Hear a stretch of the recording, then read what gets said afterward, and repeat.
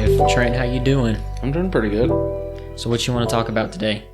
Let's see. So I know last time we forgot some stuff. Oh, yeah. So we're talking about, you wanted me to remind you about the Count of Saint Germain that I forgot about. Oh, yeah. So he was who again? Supposedly he's a guy who invented the Philosopher's Stone and lived forever or something. It could be fake. Well, it probably is fake, right? It probably is, but a good story. Because, I mean, this guy, the picture, he's old. He's black and white and everything. Look at him. Yeah. The Philosopher's Stone. Okay, let's see. The Comte de Saint-Germain was a European adventurer with an interest in science, alchemy, and the arts. He achieved prominence in European high society of the mid-18th century. Prince Charles of Hesse-Kassel considered him to be one of the greatest philosophers who ever lived. Oh, wow. Hey, he was born the same day as my mom. Oh, wow. February 27th. That's next month. Yeah. You know, so, really stupid, but if you're born on a leap year, right? Mm-hmm. What happens if you're born on the 29th? Do you just stop aging those days, or? No, I think people, they just choose, what would that be? January, February, March 1st or February 28th. And then that's their new birthday. I guess technically, legally, you don't have a birthday because it doesn't exist. Mm-hmm. So, let's see, a leap year happens every 4 years. Yeah. Right? So, by the time you're like supposed to be 12, you're actually 3. Yeah. Oh, boy. Or when you're 40, you're 10. Yeah, I missed a couple birthdays. Yeah. So, I said I was going to start us off with a hypothetical last time and see if I got it right here. Oh, okay. So, the hypothetical is the Matrix. Oh, great. Are we living in the Matrix? No? I don't think so. You don't think so? Well, sometimes I do and sometimes I don't, because you know when you see something or someone and they just kind of look glitched out or something? Yeah. That's when that thought pops into my mind, but otherwise, no. Yeah, I don't think so either. I think there's too many real stuff going on. Well, what do you mean by real stuff? Wouldn't it just feel real if we're in the Matrix? I guess it would. So, isn't that reality then? Yeah, I guess. It's too much of a weird topic. Is it? Yeah, I think so. Because you have... Well, I've never seen The Matrix. You haven't seen The Matrix? No, I've never seen The Matrix. Oh, well, I've seen the last one, the newest one. Oh, the newest one? Yeah. You gotta watch the first one. I don't think I'll ever watch it. It's good. Well, I mean, I get the gist, right? It's Neo. He's in, I guess, what he considered reality. Mm-hmm. And then he gets dumped into, like, actual reality. Yeah. With, what is it, Agent Smith and... Morpheus and... Morpheus, yeah. Yeah. That's pretty cool. Do you think that this is a simulation? Not really, no. No. I don't think so either. But what if it was a simulation? Do you think there'd be a way for us to know it was? Well, yeah. Wouldn't it be like the Matrix and you have to unplug from it? Yeah, but I mean, like, Neo would have never found out that he was in the Matrix if someone didn't pull him out. So what you're saying is somebody has to pull one of us out. Yeah. But once we're pulled out, it's not like we can go back and tell the other person. Well, I guess we could then pull the other person out. Mm-hmm. But would you? I guess it would depend how... Well, see, that's actually a very, like, real deep question. Yeah. Because then it's like, well, what if the world is better here for me? It won't necessarily be for you. And I would have to make that decision. Mm-hmm. And in that case, that makes me... like you're God. Yeah. Because I can either rip you out of this world or keep you there. If I found a way out of the Matrix, if this is the Matrix, I would pull my family and friends out. No matter what? No matter what. Even if it was horrible? Even if it was horrible. Really? Yeah. Why would you do that to them? Because it's my family. I want them to know what reality really is, you know?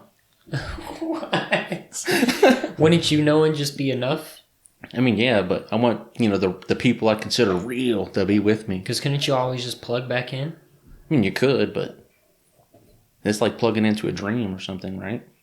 Well, isn't that all life is just like a really long dream? Yeah, but maybe it's not as fun, or It's only as fun as you make it, right? yeah, the world is as you perceive it, or something. Yeah. So, have you heard about those new chatbots or whatever, Chat GPT? I've seen it. I have no idea what it is. It's supposed to be like some crazy AI or something. That talks to you, or Like you could tell it to write America's next best novel or whatever, and it'll do it. it just writes it for you. Mm-hmm. So how does that work? I have no idea how it works. Well, I mean, like, if I have the AI Mhm. write a book and everything, Mm-hmm. and then I just slap my name on it, is it mine? Or That's a weird question. I guess, right? Well, it's like the same with the AI art, right? where it takes from Mm-hmm. all the pictures on Google and everything? Yeah, so maybe not. Because wouldn't it just take from every single story Mm-hmm. on Google? That's what I'm Or thinking. not even story, it'd probably take from history as well, Mhm. since it's just words. Yeah, crazy stuff. Do you think the world's going to be taken over by robots? I mean, that's where we're heading. We're pretty much heading to the Matrix. Yeah. Where we'll all have VR goggles on, Mm-hmm. and we'll be working as like online baristas and mechanics. You'll be driving your fake car to your fake work, Yeah. making, well, money's fake anyway, but fake money. Yeah. Don't you just look forward to it? I think it's going to suck. It is gonna suck. That's why we got to get unplugged, live off the grid. I still want to try that. I want to do that too. Living off grid for a little bit just to see what it's actually like. Mm-hmm. At least a month. Yeah, a month, yeah. Because I feel like after a month you'd really know. Mm-hmm. Well, I guess you have to do a month in like the different seasons. Mm-hmm. So that way you know. Because I mean, you can go in like fall or spring. And it'd be nice. It's like, hey, we're all good out here. But then you decide to change your whole life and go completely off grid, and then winter hits. You're screwed. And you're not ready for anything. Got to make shelter fast. I'm freezing out here. Oh, so I was listening to this Let's Play today, and they were talking about people that were stuck on a boat.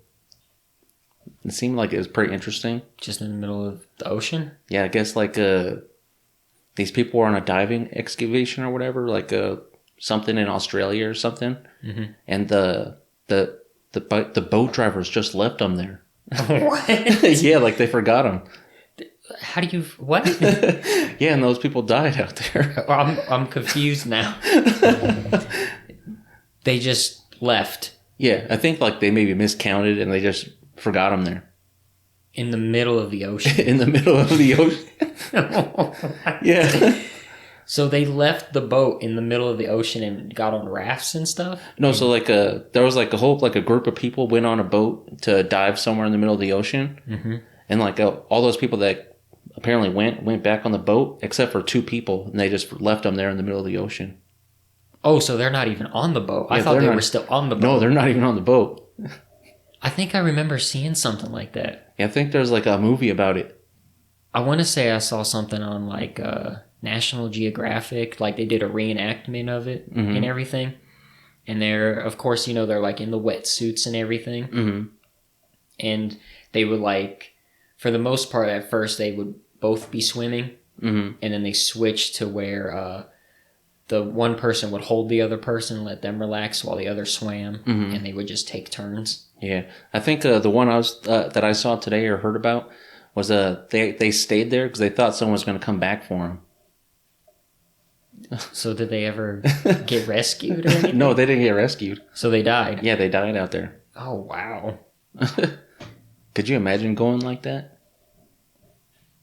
No, not really. Because what do you even do at that point? You just sitting there waiting in the water? Yeah. Treading water? Yeah. That would suck. Well, yeah, because you have no way of contacting anybody. Mm-hmm. Even if you had your phone, it wouldn't work. Yeah, not in the ocean. There's no cell towers out here. Wow.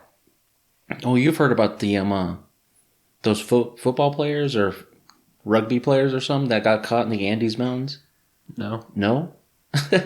So these rugby or football players or something like that, they got caught in the Andes Mountains and they're stuck up there and they had to resort to cannibalism to live. Wasn't that a lot of people when they go up in the mountains? I mean, like they were on a plane and the plane crashed. Oh, okay. So they weren't planning on going on the Yeah, mountain. they weren't planning on going up.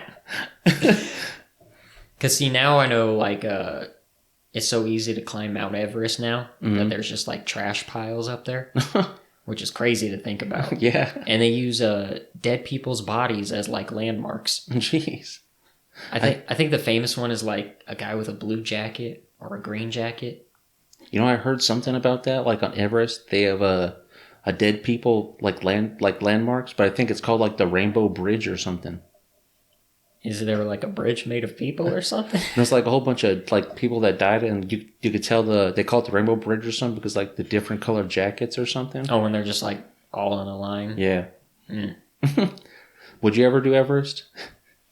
If I was physically fit enough to do it, yeah. Oh, have you seen those that free solo stuff? The free solo. So it's like these mountain climbers, but they go up on mountains and they don't have a harness or nothing. Yeah, I've seen that. That's crazy. You have the free climbers that do that stuff in New York and everything. They just scale the buildings. Yeah. I like watching those videos. You like watching them? It's crazy. You get that reaction.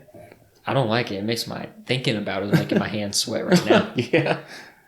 You know, I just like seeing it like when they're climbing, you just get that like that anxious feeling. I don't know. I would I would never do. I would never do it either. Because it's too scary. I don't think Everest you actually like climb it. I think you more just scale it, right? Yeah, I think it's like an angle. Walking up the mountain. I'm pretty sure there's like some parts where you got to climb, but probably because they probably have like I don't know what they're called. The hooks or like whatever. The hooks that you got to hook into the walls and then lift yourself up. Mm-hmm. That's why I would have to be fit. Yeah. In order to do it. There's no way I'm just gonna go in my condition right now. Let's go tomorrow. No way. I would like to go to Tibet though. I think that'd be cool. What is in Tibet that you would want to see? The monasteries or something.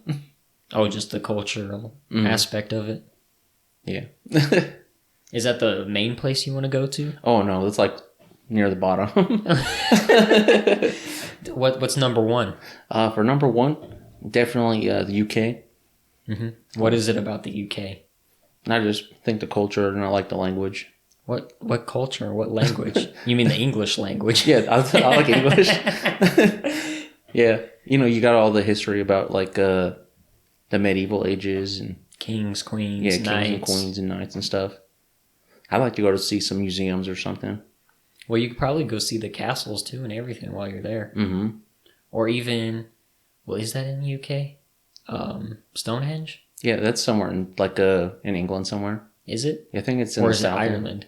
No, it's in England for sure. Okay. I'd like to go to Ireland too. Why? Same thing? Yeah. No, but I think it'd be cooler if especially if you go to Dublin and you could see where those famous writers live, like James Joyce or something. I don't know who that is. Oh, he wrote Ulysses and Portrait of the Artist as a Young Man. Like Ulysses S. Grant? Like that Ulysses? No, it's like a fictional character, and it's about his day in the life in Dublin. I don't know about that. It's supposed to be a complicated novel. I never read it, but I've heard about it. It sounds boring. I don't know. I've read some stories by him. There's this one in this collection that's really good. It's the last story in the Dubliners. It's called I think it's called The Dead. But it's like the first 30 pages is just really boring. It's about the dinner party at a Christmas. But then, he leaves the dinner party. He goes outside by himself. And it's some of the most profound writing I've ever read. After 30 pages of boring. Yeah. Well, that's gotta suck. But it's worth it, though. Yeah, but think about how many people have read it. Got to like page 20. Yeah. And then they're just like, I can't take it anymore. Well, I think it's supposed to like exemplify a point because he's basically saying that the dinner party is like a worthless waste of his time or something. Oh, so he doesn't even want to be at the dinner party. Yeah, he doesn't want to be there because everyone's telling the same stories they tell every year, and he's like, this is not where I need to be. Right, yeah. Sherlock Holmes is now public domain. Anybody can use them. Yeah, you can write your own Sherlock story. Yeah. I get emails from Dr. John Watson. Oh, yeah? Yeah, they have a thing that you can sign up for, and you can keep track of Sherlock and his mysteries and everything from Watson's perspective. That's cool. It's I don't know, probably like a 5-10 minute read every time they send it. Is it like a monthly thing, or? I think it's bi-weekly, if I remember, or it's bi-weekly or weekly. So twice a week or every 2 weeks? Every 2 weeks or every week. I can't remember. Because I've gotten 2 emails, but one was like hey, thanks for joining and everything. And then the second one was like part 1 of 3, the Scarlet Case, or something like that. You know, I've always wanted to get into reading the Sherlock Holmes books, but I never have. Well, I don't think they're actually that good. You don't think so? Well, you know, like if you look at what cinema has done today with Sherlock Holmes, and then you try and go back and read what was written how many years ago at this point? Like 90 years ago? Yeah, something. You know what I mean? I don't think it's gonna stack up to today. But I could be wrong. I could be 100% wrong. There's a lot of older books that really stand the test of time. Well, like we were talking about it a while ago. What is the name of the Odyssey? Oh yeah. Odyssey is still around. Yeah, it's a classic. Beowulf. Just like I was reading The Three Musketeers during my lunch the other day, and the part I was at was super funny. I was actually laughing out loud while I was reading it. Really? Yeah. I've never had that experience while reading. So the part that was funny was the main character, D'Artagnan. He's in this the chambermaid's room next to the madam of the house or whatever, and he wants to get revenge because the madam of the house actually wanted to kill him. So he sleeps with her, and the chambermaid's all crying. But it's funny. Oh man. It's in the dark, and she slips him a ring, and he's like, "Oh yeah." And he's always thinking about, "Oh, I'm going to show her the ring and get my revenge," but he never does. Wow. It's so good. I don't think I've ever like actually read or have seen anything of the Three Musketeers. Only thing I can actually remember that I've seen of the Three Musketeers is the Disney one, the Mickey Mouse and everything. Yeah, where it's I think him, Donald, and Goofy as the Three Musketeers. Yeah, or the Mouseketeers. Yeah, I recommend reading it. It's super fun. What is the whole story about? It's about a lot of things. Well, it's like 600 pages long. I haven't finished it yet. Wow. I'm only about like 70% according to Goodreads through. If I read that book, that would be the longest book I've ever read. Yeah, it's up there. I think it's like the third longest book I've read so far, or something like that. What is the longest book? The Once and Future King. What is that about? It's about King Arthur. Oh, okay. It's like 1,000 pages long or something. Why is it so long though? Because like I feel like the King Arthur story I know can just be crunched down into like a bite-sized. Yeah, I don't know why it's long, but it doesn't feel long when you're reading it because Does it tell more of the story, or does it go into like different branches of different characters and everything? Well, it starts with it tells the whole story, like, you know, King Arthur as a kid and him getting older, and but it also tells some of the other perspectives. Like there's a couple it's 4 books in one. Okay. And one book I think is about Lancelot falling in love with Guinevere or something like that. It's been a minute since I read it. So it's like the way George Martin does his books? It's not like that. No? It's mainly just Arthur's perspective, but sometimes you'll veer off into other people of the knights or whatever. Oh, okay. I know I've read the first Game of Thrones, and it was pretty good. I've never seen anything about the Game of Thrones or read it. I've never seen it, but it was all right. I mean, I read it on vacation. I thought about watching it since all the hype for it has died down and everything, and I can actually give it like a genuine watch without the hype. Yeah. But I don't know. It just... Yeah, I never really thought about watching it either. As far as I know, it's about, I don't know if knights necessarily, but like medieval times almost. Dragons and sex. That's pretty much the show. Yeah, so when I was reading it, there's like some characters that when you read it, it's like, oh, this is what I've been waiting for, and then other characters like so boring. Yeah. Yeah, like whenever there was one of the main guys, the Jon Snow Jon family. Snow, yeah. But it's his. I don't think the family's called Snow, but because he's like the bastard son. But it's whatever his family is. Those ones are the best ones, and then the other ones, like where it's following Daenerys or Khal Drogo, it's kind of boring. But it gets better near the end because they do some cooler stuff with them. Mm-hmm. Yeah. So what book are you looking forward to reading the most? I just want to finish Three Musketeers first before I do anything else. Really? You're not looking at any other books and being like, oh, I gotta get to that one. I've got my whole shelf full of books. So then how do you pick a book? I just pick the book that I feel like reading. So you never just like blindly reach for one? No. you gotta be feeling it. Yeah. And plus it's like a commitment sometimes because they're kind of long. Well, yeah, 600 pages. It'd probably take me the entirety of 2023 to finish that book. Jeez. I don't think it's only taken me about only because I'm reading it only at lunch. Mm-hmm. So it's taken me a bit, like 4 or 5 months so far. So by, 3-4 more months, you should be done with the book? No, I think I should be done with it sooner than that. You think so? Yeah, hopefully. Yeah, exactly. I set my goal already for 20 books this year. 20 books? Yeah. Man, I think I set mine at 10. Jeez. I set it for 24 last year. Did you hit your goal? That's kind of a weird one because my Goodreads count got, since I deleted my Facebook and I had to reset it over. I did reach my goal for 10 on the new one though. Mm-hmm. Yeah, so I think I probably did, but maybe not. I probably like 5 books under. You don't remember how many books you read? Or which books, at least? Well, I don't remember what... I know I got pretty far on there, but I don't think I reached the goal or not. Mm. I think you could pull it up if you're friends with me. Let's see if I can find it. I know the last book I was reading on there before that happened was Fear and Loathing. Well, so since you deleted the account, mm-hmm. Wouldn't it just be gone for good? Or that's what I thought, but I still get emails for it all the time. Really? Yeah. But you can't get into it. Yeah, but I can't get into it. That's crazy. Yeah. Let's see. I don't even know how to find friends on here. I know if you click on your little... I got it. Okay. I found it. So yeah, you're still here. I know you reached your goal on there. That was pretty cool. I went over my goal by 2 books. Oh, yeah? Let's go. So it says for you read 13 books. Oh, okay. So I'm 2 books under then. Because I reached 10, and then the 13, that's 23.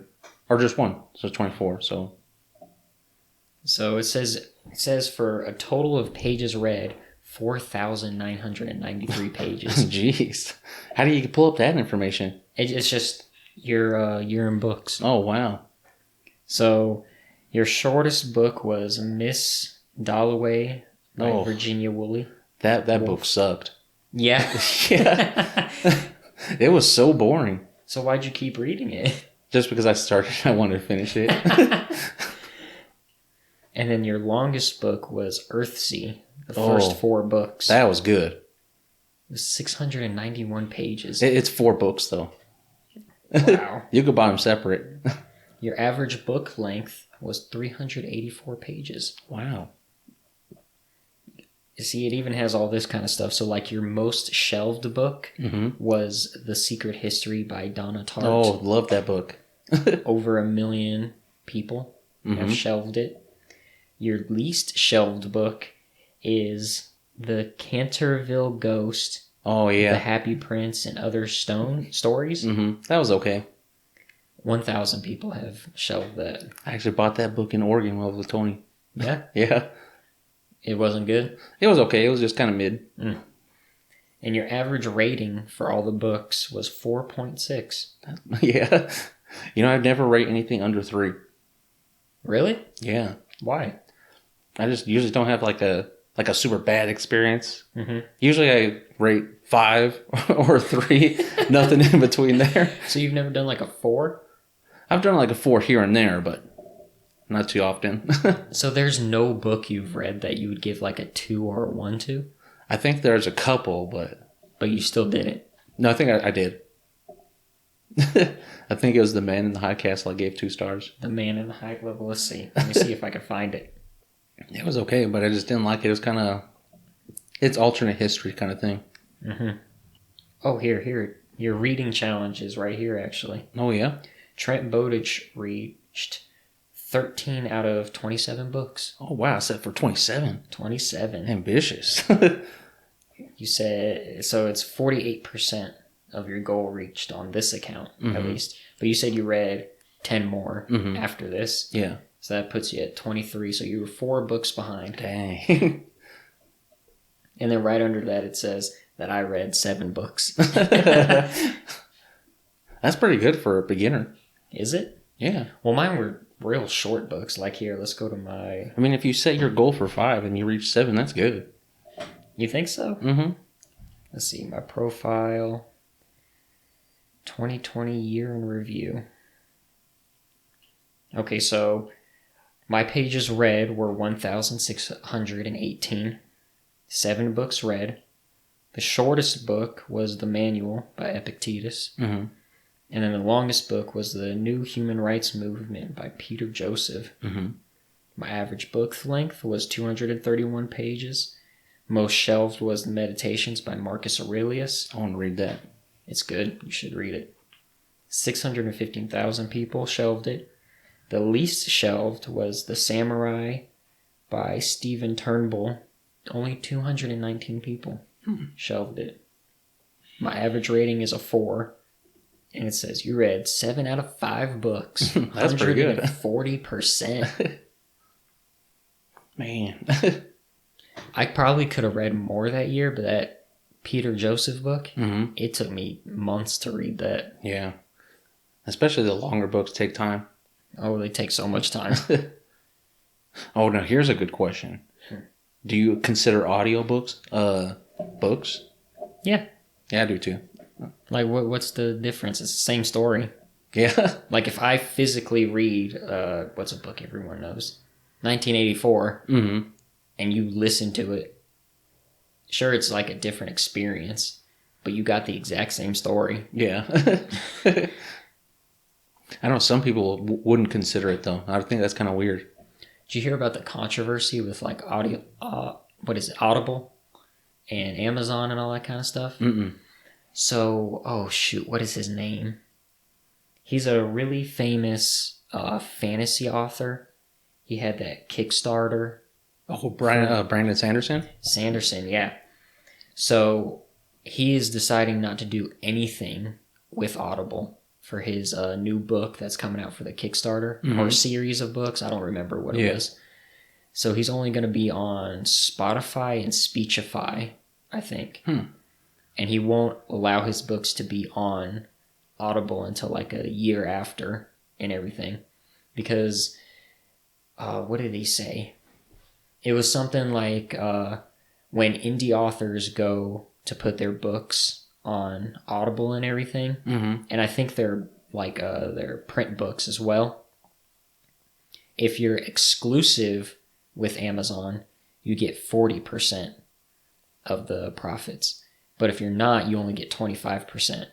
Dang. And so he was saying for indie authors, this is garbage, basically. And since Audible and Amazon has kind of like cornered the market of audiobooks and everything, they basically get to say whatever the price is. Yeah, that's crazy. And so he's hoping by going against Audible, other authors will do the same and make more competition. So Amazon has to, pay better prices. Yeah. Yeah. And I hope that works. I mean, we'll see. I mean, technically right now he's the biggest author today that I know of. Yeah. He's like the new Stephen King, J.K. Rowling. I know there's a book of his that I want to read called Mistborn. What's it about? From what he said on his YouTube channel, it's supposed to be like a master and apprentice kind of story, which I like those. That's always fun. Right. That's all I know about it. I usually don't look too much into books, pretty much. Why not? Because I like it to be like I'll read like the synopsis on the back, but nothing more than that, because I like it to be kind of a surprise when I read it. So you just kind of look at the cover and be like, yeah, let's go for it. Yeah, or like usually I just know the what the author usually puts out. Like I usually get from the same authors most of the time. Oh, okay. So you don't like to branch out or at all? I do it sometimes. Like sometimes I'll just pick a random book, but most of the time I stay within my wheelhouse, kind of. Sometimes I kind of just want to like go to like a Barnes and Noble or something like that, and then just like randomly pick a section. Yeah. And then I have to pick a book out of that section and read it. Mm-hmm. You know, I think that might be fun. I think it would be fun, depending on the book. Mm-hmm. You know, like if I got, you know, history or something like that, I might not enjoy it as much. I know I did that recently, but I haven't read the book yet. What's the book? The book is called How Rory Thorne Beat the Universe or something. You know what it's about? I don't know what it's about. You just picked it up. Yeah, it was in the science fiction science fiction fantasy area. That's usually what I like to read. I said, I'll give someone new a chance. Oh, it's the first thing that came up. The phone is listening. Do you want to know what it's about, or? Yeah, what's the basic premise or the synopsis? First in a duology. Yeah, about both of them. That reimagines fairy tale tropes within a space opera. The Princess Bride meets Princess Leia. Rory Thorne is a princess with 13 fairy blessings. Hold up, I gotta... Yeah, I remember reading that in the back. I gotta go into the little... Yeah, the bubble thing. Yeah. Alright, Rory Thorne is a princess with 13 fairy blessings, the most important of which is to see through flattery and platitudes.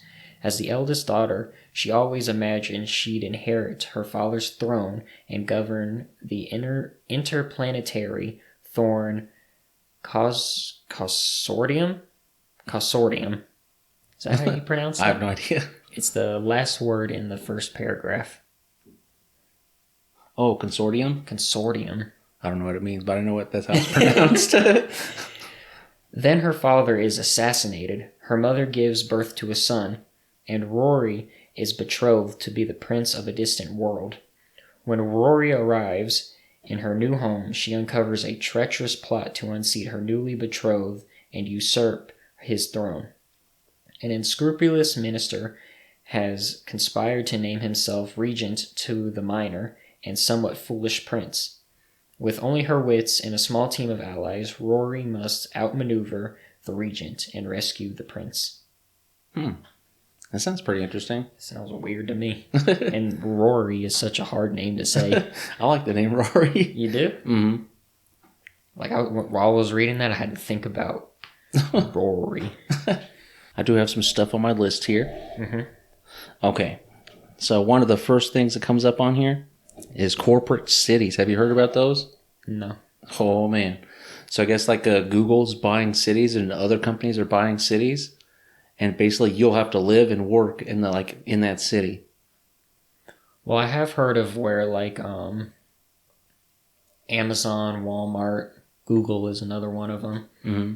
I haven't heard of them buying cities, but I've heard of them being like where they basically demolish all the rest of the competition in town. Mm-hmm. So they're pretty much the only place you can go work for. Yeah. I have heard of that, but I haven't heard of them buying complete cities. They're actually doing that? Yeah, that's what... I mean, I don't know if it's true, but I read it online, but... Well, I do know, Zillow, where you can look up homes and land and everything. They have it to where they'll buy an entire city block, right? Mm-hmm. And they'll, reinvest in the home, make it look nice inside and everything. Mm-hmm. And then they'll set the price at, I don't know, let's just say $1 million for this house, right? And then they'll do the same thing for the next house. But that next house, they'll do $1.2 million. So that way it raises the price of all the houses around it. Mm-hmm. Then the third house will go up to $1.5 million. So it raises those two back up. Jeez. And then it just keeps going and going and going and going. I heard something similar, like a company will buy a whole slew of houses and then they'll just Airbnb them. Yeah, that is another thing they're doing. That's crazy. Or they'll Section 8 housing it. Mm-hmm. You think that's going to be the future where just companies own houses everywhere and you just have to rent it, Airbnb it for the rest of their life? I don't know if own it is the right term. Mm-hmm. Or even so I don't know if it'll be these big companies like Amazon and Walmart and all them. Mm-hmm. maybe smaller companies will. Well, see, then that's the thing. They'll probably like look at that market, like Amazon will look at that market and just be like, this is booming. well, I'll just pay you $1 billion for all these houses. And then that company just goes, okay. Yeah, and it goes under. So I guess I can't see it happening. That would suck. That would suck. Do you think? I think that's where we're going. You really think so? I mean, I don't know if that 100%, but I think it's kind of leaning in that direction. Because when I look at it, all I can see is like, the only reason stuff like that happens is due to capitalism, because your company has to expand, forever grow. Because if you're not growing, your company is failing. Yeah. Right? And I don't know if capitalism will be around much longer. You don't think so? From my perspective, I'd give it 20 more years. 20 more years? I don't think America will be a country, like the same country as we know it, in 20 years. I don't think the United States will be a thing anymore. So what do you think is going to happen? Some kind of civil war. Like, truthfully and honestly, that's what I believe. Because you have so many states that believe so differently from one another, yet we're all trying to work together. Yeah. And it just doesn't work. But if you have all the states that believe in the same thing, they can go do their own thing. And the other states that believe in the other thing, but they're all the same, they can go do their own thing.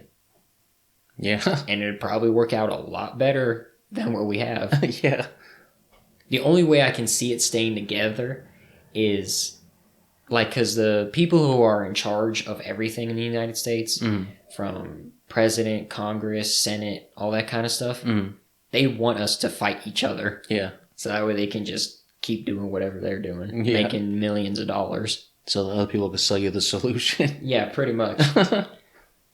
Yeah. I don't know what's going to happen. You don't have like a theory or anything? No, I think the world is just like too chaotic to even make one. What? No way. Yeah. So you don't think civil war in the United States is a possibility? I think it's a possibility, but I don't know if it'll happen or not. So you think the United States will still be around in 20 years? I want to say it probably will be, but I don't know if it'll be like the same.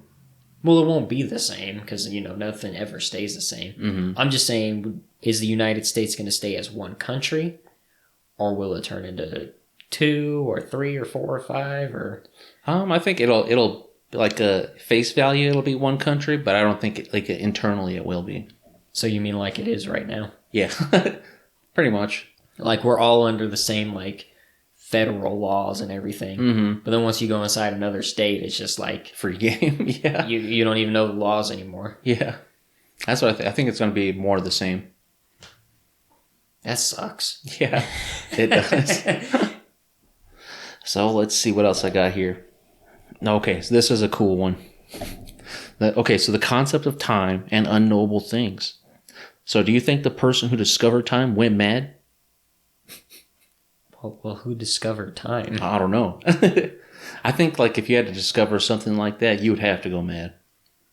I don't know about that. You don't think so? Well, because I mean, it depends in what you believe in, right? So if you believe in like cavemen were just like animals where they would eat, sleep, and reproduce, and that was pretty much their life, just to reproduce to keep the line going, then the first person who had a conscious thought was probably the first person to discover time, because some form of it. They would see the night and day cycle as time goes along.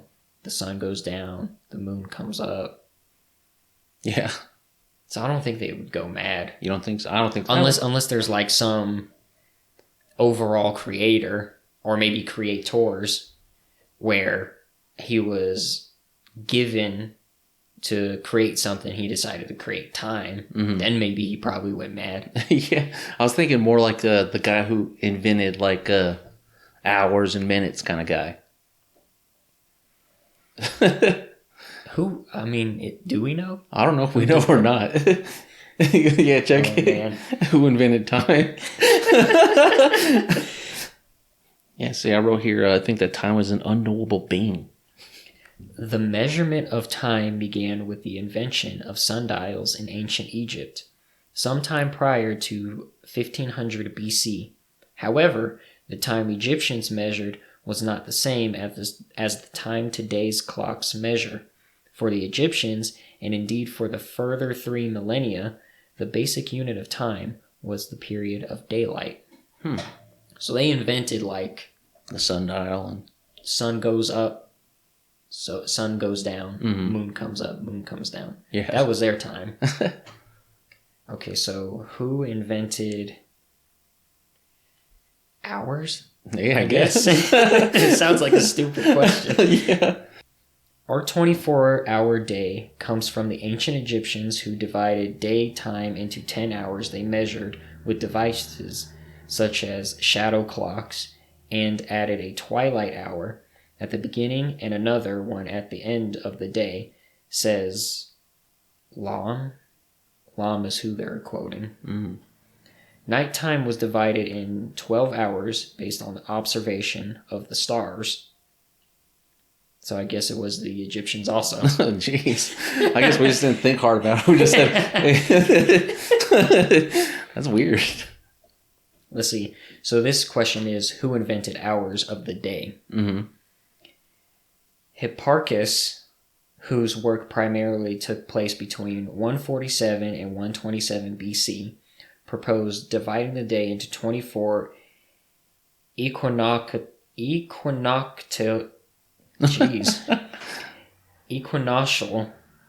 hours based on the 12 hours of daylight and 12 hours of darkness observed by the equinox days. Now the question is, did he go mad?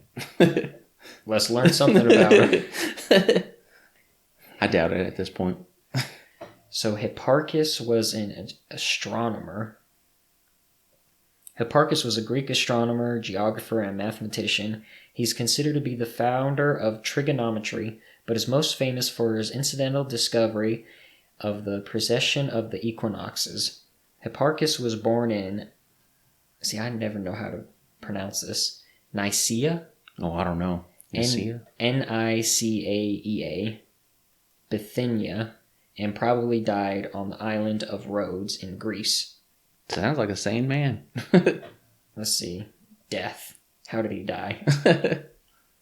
Well, I don't know. I didn't want to know when he died.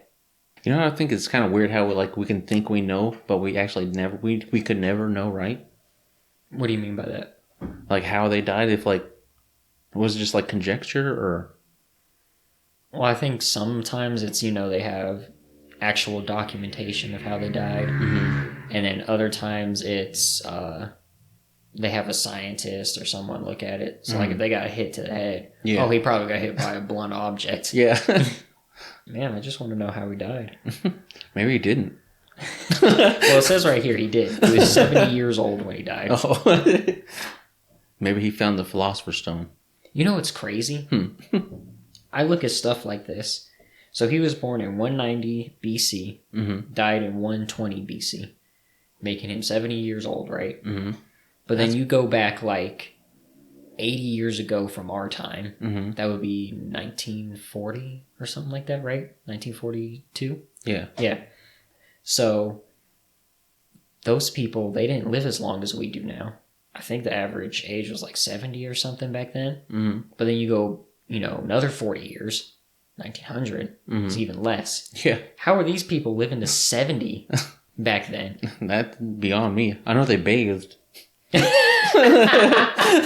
That's got to play a part into it. I mean, you're right, but Yeah. I have a theory that it might also have been their diet. As more things become processed and everything, it's more toxins were taken in. Yeah, more toxins and everything. No matter what, every single day you're getting closer to death, know. But we're not helping it with all this processed stuff. Yeah. And they, most likely ate from a garden or Hunted. Pretty much made all their own food. Had lambs. Why lambs of all things? I don't know, wherever I think Mediterranean, I think lambs. Yeah, no, you're right. Usually when I think farm animal, I think cow. Yeah. Cow is the first one that comes to mind. I always like seeing cows when you're on a road trip. Yeah. I just don't like the smell. Yeah. Usually we have the windows up. Well, even then, you know, sometimes it's just so pungent. It comes through. What are they feeding them? Come on now, I just want to know how he died. Maybe they don't know. Oh, so while you're looking that up, I was actually looking up for fortune telling stuff the other day. Mm-hmm. And did you know in the Philippines they do something with lizards' tails? Yeah, they turn lizards. Let's see, what did I write here? Oh, they toss lizards' tails to read someone's fortunes. Yeah. But how? I have no idea. Like, probably it lands it like a certain way or something. Yeah, I mean, I read it online, so it could be fake. I don't know. Well, I guess maybe it's kind of like the I Ching. Mm-hmm. Flip some coins and Yeah. it gives you a, what was it called? A Hexagram? Yeah, hexagram. Okay, here we go. I found it. Oh, wait, is this the same guy? I don't think this is the same guy. Yeah, no, this isn't the same guy. There was another famous Hipparchus. Because this guy in 514 BC. Oh, yeah.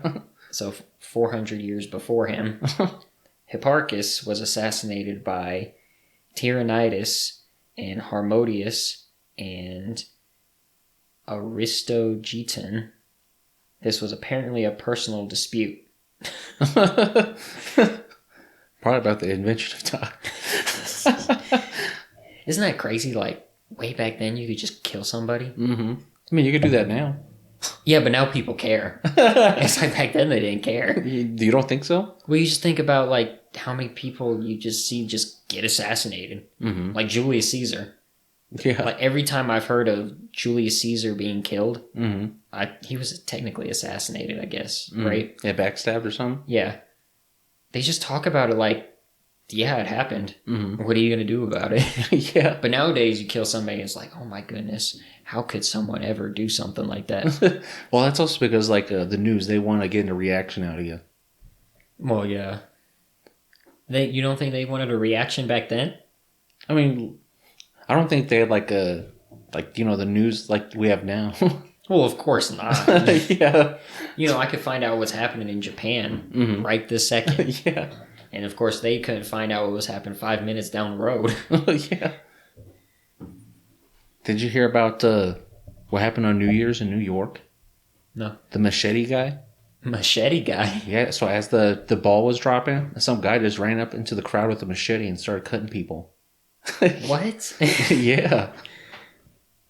It's a crazy world we're living in. No. We do not live in a crazy world. There are crazy parts of the world. Yeah. And those crazy parts, we just so happen to call cities. Mm-hmm. Los Angeles, New York City, Yeah. any big place like that. Mm-hmm. Full of crazy people. You have to be crazy to live there. Yeah. Or rich. Well, I don't know. You got some crazy rich people, too. Yeah. Maybe they are the crazy ones. Just look at Epstein. Mm-hmm. See what else I got on here. Okay. So do you think time is a living organism?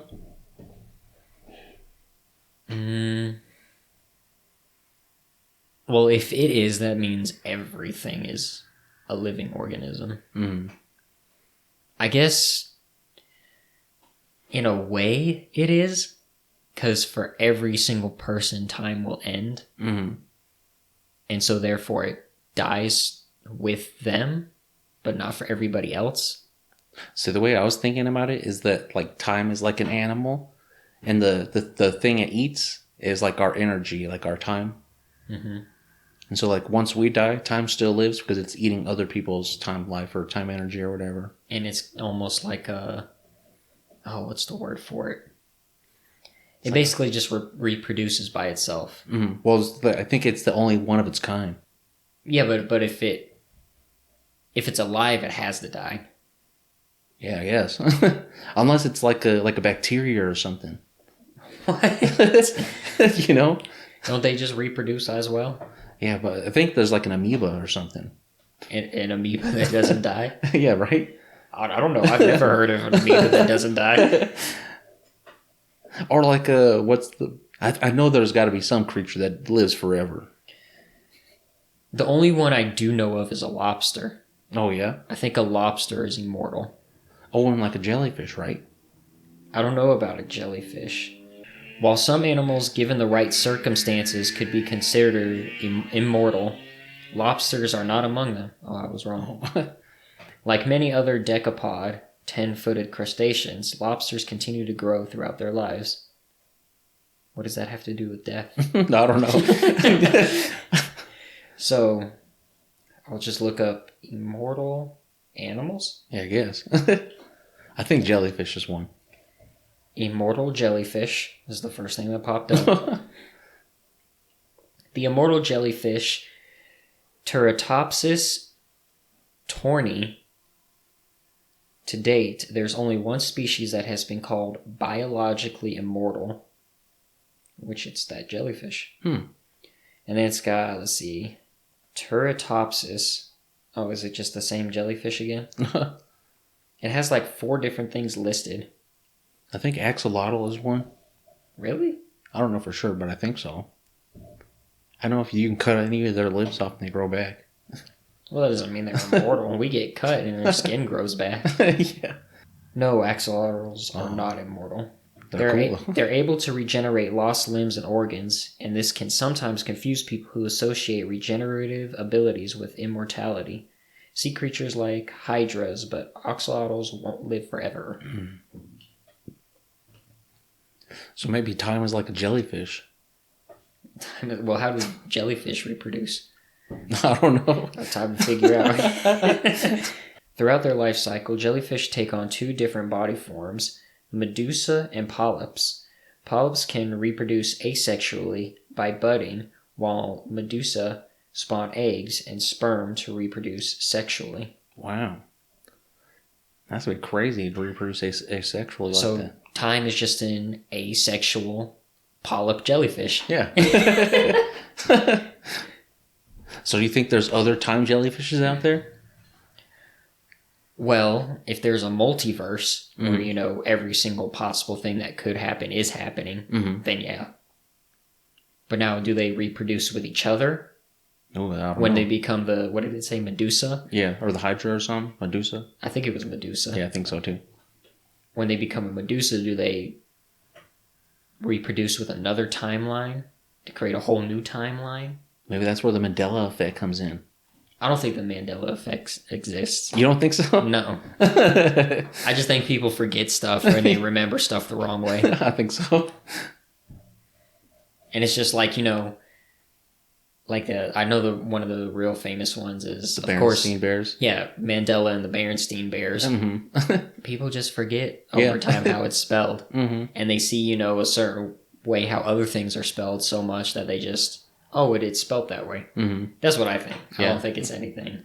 Do you think that's possible? Like, not the whole Mandela effect, but that you could wake up in a different multiverse universe? I don't know. I really don't know.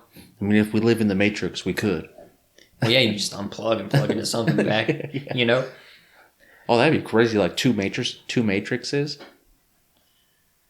I mean, how would that even work? So you have like one computer over here, one computer over 2 matrices. Well, then, what's in between? Well, it depends if you put Ethernet, if you would say this computer's a jellyfish and this computer's a jellyfish, and they're going to reproduce, then that's the Ethernet cable, and you plug the computers together. Well, I'm talking about, so like, in the Matrix, before the Matrix, you're plugged in. Yeah. Right? And then, once you're out, in between the 2 computers, that's reality. Yeah. And then you just get hooked up into another Matrix, right? Oh, but see, if you don't want the person to wake up, you could put the person on a flash drive. so you've technically never left the Matrix, right? Because you're still in the flash drive. What? Out of context, this is the strangest conversation ever. It's fun. Time is a jellyfish. Yeah, that could be on a shirt. Yeah, that's pretty weird to think about, though. So time is an animal. Does that make a rock an animal? Yeah, I think so. It just doesn't have to breathe or eat or drink. Technically, a rock would be immortal then. Is it? I mean, Well, technically, aren't we all then immortal? In a sense, I guess. Because don't we come from stardust and everything's made of stardust and everything? Yeah. And so once we die, we'll just turn into dust and then turn into something. So we are immortal. Yeah. Just not as conscious beings. Which I don't know about that. I don't know if I believe in that. Yeah. I'm not 100% on it. I'm just hypothesizing. Well, so here's my thing, right? This is back on like reincarnation stuff. I know we already talked about it. Yeah. But it's a good topic. When you die, that's a long sleep, and then you wake back up. When you're a child, you don't know anything. Why? Because you started forgetting everything when you were old. That's what happens with most old people. They just start forgetting. And it's a cycle that you're like supposed to go through. And then when you have super geniuses or anything like that, those are people that either died young or were able to keep their memory when they were old. So another thing about that I was thinking about recently, so like about the reincarnation thing. So maybe when you die, your soul or your consciousness goes to a different level of another multiverse or universe or whatever. So that's why you have to relearn everything, because you're a different version of yourself. You know, I was thinking, like, sometimes I wonder if I were to be reincarnated and everything, would it be on the same planet? Would it still be Earth? Would it still have the same animals? Or is everything just... Because, like, everything's normal to me. You know, like, when you see a praying mantis or a lion or a blue whale. Well, a lot of that is from your upbringing. Right, I know that, but I mean, like, it's weird. Yeah. Like, those creatures are weird, but they're so normalized. So do I have to, like, if I were to forget everything and then be reincarnated to where I know nothing, would I just start remembering what I used to see in my past life? Or would it be new things? I don't know if what I'm saying is making sense. No, it's making sense. I think it was Plato that said something along the lines like, we never learn anything, we just remember things. Oh, okay. So I think that's probably what we're talking about. Okay, all right. I could be wrong. I might want to fact check that, but... So this conversation is on the same playing field as Plato, is what you're telling me. Yeah. Plato's cool. Do you think Atlantis was real? I mean, I don't doubt it. Would I say 100%? No. But, you know, it's totally possible. You know, I was watching this, probably a conspiracy video on YouTube or something. But they were saying that I guess in India or some religion, that there's 4 or 3 different cycles. And that Atlantis was in the first cycle where the gods lived on Earth or something. And like they think that Atlantis was like an alien city. That's why we can't find anything about it. And so, like, maybe after this cycle, they were theorizing that we're in, like, the end of a cycle where there's no gods and it's just man and it's chaos and it's evil. And it's called, like, the Kali Yuga or something. That, like, after our cycle, it's supposed to be a circle. So we're supposed to be back in the time where the gods come back. Crazy stuff. Well, see, I don't know, but because I believe all people are gods. And they just haven't found their, like, one thing that they're, I guess, good at is how we would look at it as humans. Yeah. So I found the quote. So Plato quotes, "We do not learn, and what we call learning is only a process of recollection." So yeah, it is. That's pretty cool. Ain't it? Yeah. I remember that in philosophy class. So me and Arve, we were watching this show called 1883. It's that new Western show and everything. Yeah, on Netflix. And she's always told me I've had, like, the mentality of, like, a cowboy from the old West days and everything. You know, like, if you want a piece of land, you kind of just take it for yourself. Because that's how I think it should be. Yeah, I think it should be like that, you too. Take it, you protect it and all that kind of stuff. And I don't know if she's necessarily the main character. You're not going to watch it, are you? No, I don't think so. Okay, so this is a spoiler for anybody who's going to watch it. Yeah. Don't listen to this part if you're going to watch it. Or listen and maybe watch it. Just it might be cool. It might inspire you. So her name is Elsa, and I believe she's 17 years old in the show. And sometimes the show opens or ends with her doing like a monologue of her thought process. And it's basically them going from, I believe, Texas to Oregon. I don't know if it's exactly on the Oregon Trail or whatever, but that's where they're heading to for like a better life and everything, right? And so I've always had this thought that Earth is heaven and is hell. It is both at the same time. There is no heaven when you die. There is no hell when you die. It's both here at the same time.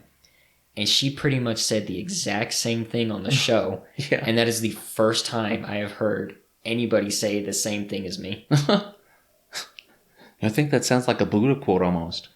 Is it? I don't know if it is or not, but it sounds something like Buddhist kind of. Because when I heard it, because I've been saying this for years, when I heard that, I was like, what? This is crazy. And I've had that sometimes, like, you swore so and stole your idea. Well, it's not my idea. Of course, you know, I don't talk to a lot of people. There ain't no way they stole it from me. Yeah.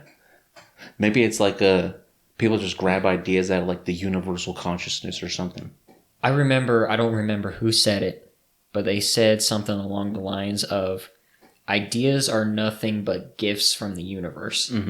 I guess in a meaning that we don't actually come up with them, but the universe gives it to us, and we're the vessel for that idea to come out. Yeah, that sounds like accurate. You think so? Yeah, I think so. So you don't think humans create anything? It's just the universe using you as a vessel to create something new? Well, I think it goes back to where I think in our first podcast conversation where we're talking about how we're all gods and there's only like one God, but we separated our consciousness to experience ourselves. So I think if we're only one God, then we like the storytelling, we already written everything that could be written. So then an idea is just something that we've made to give back to ourselves to give each other. That's weird. Yeah. Sound like a crazy person. This whole podcast so far is just the crazy ramblings. Yeah. Gotta have those.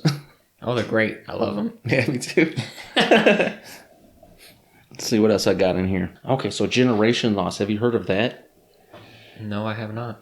Okay, so it's this really cool thing.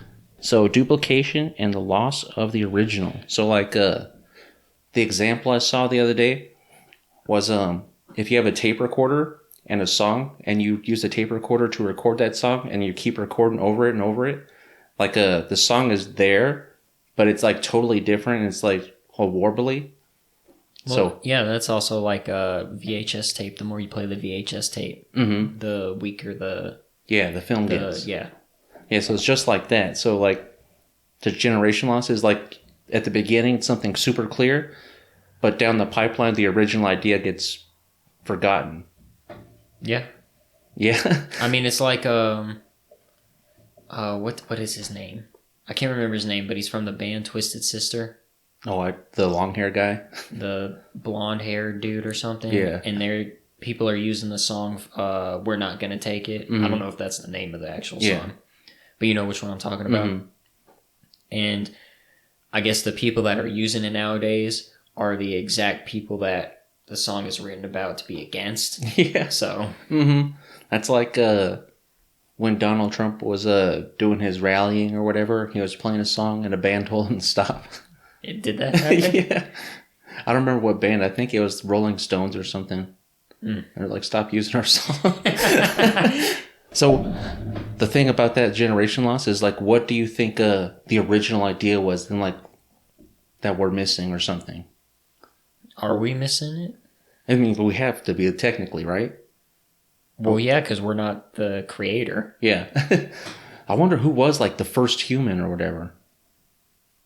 Well, I mean, at that point, it'd be depending on who you ask. Yeah. You know? Some people it would be God. Some people it would be Jesus. Some people it would be Allah, Adam and Eve. Well, technically, in that case, Adam would be the first human. When you said Adam, the stupidest thought just occurred to me.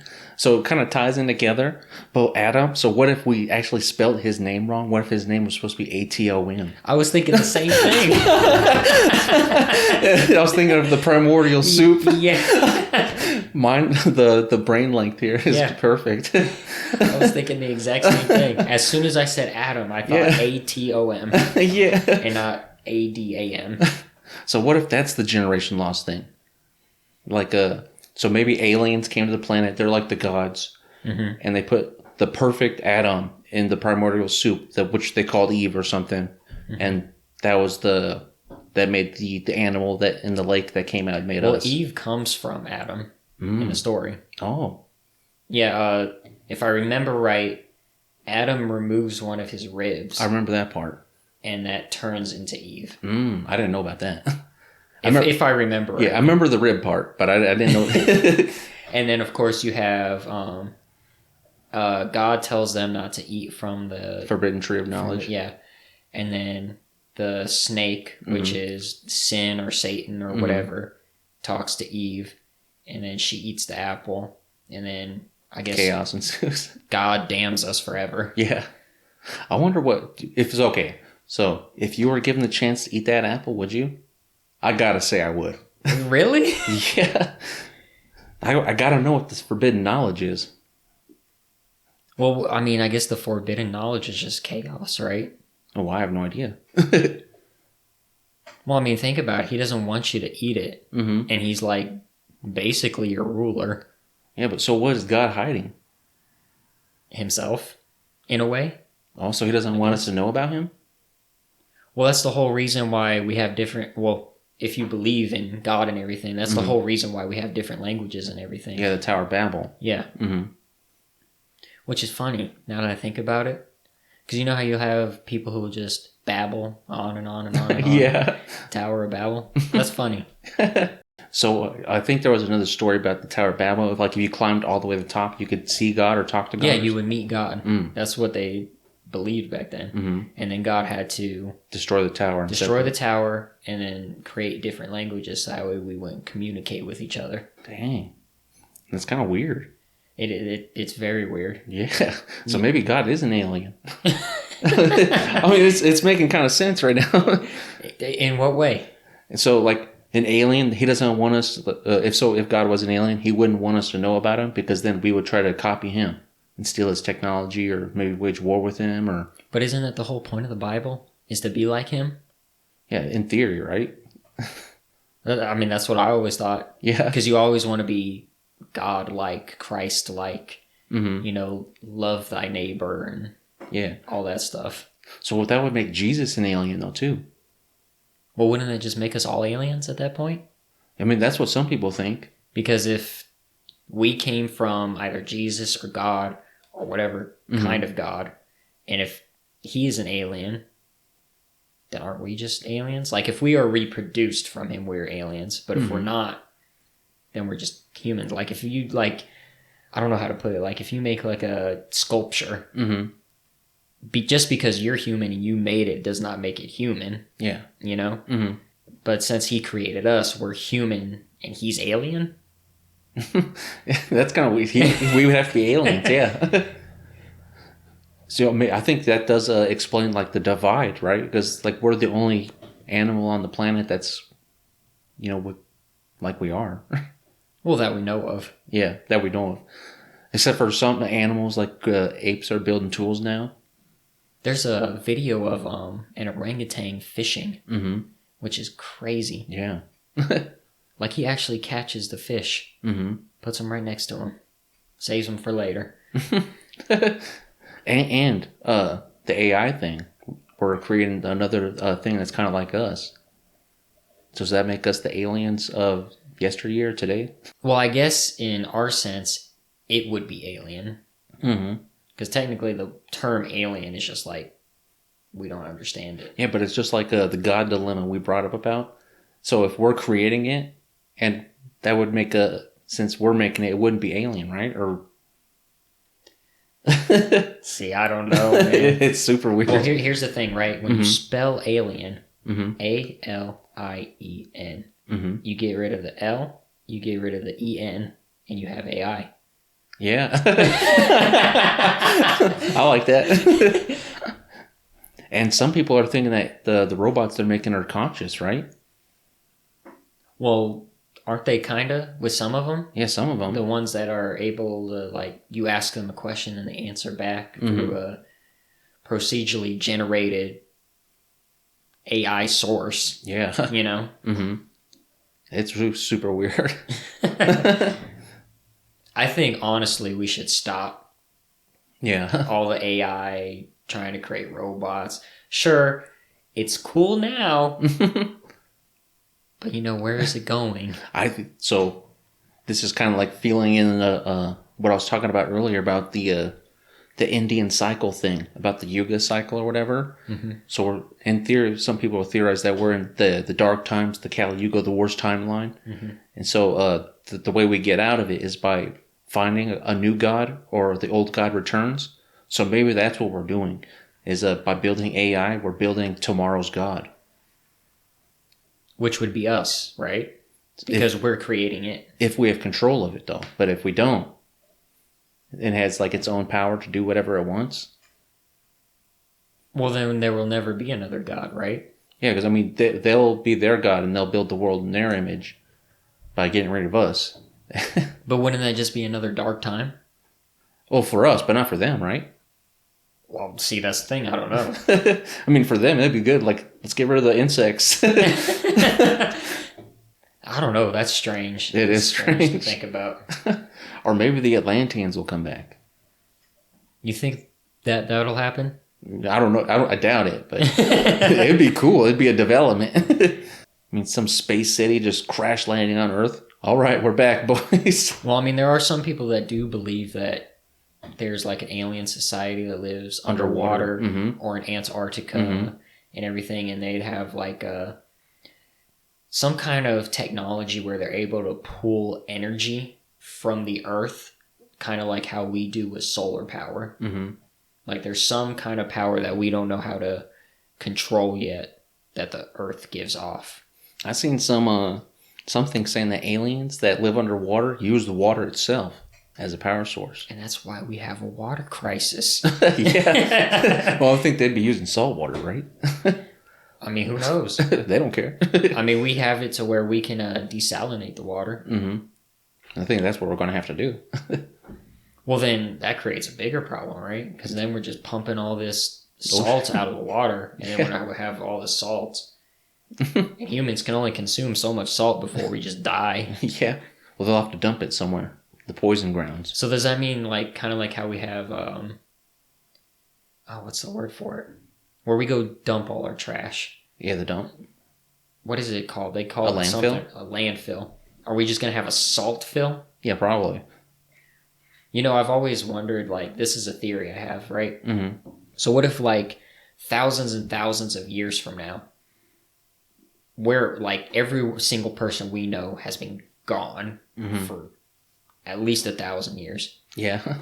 What if whatever is living here, whether it be humans, AI, whatever, what if they go to where, like, we have these landfills, or maybe if, a little bit into the future from now, we have salt fills because we're desalinating all the water and everything. And that's where, like, salt mines come from and, ore mines.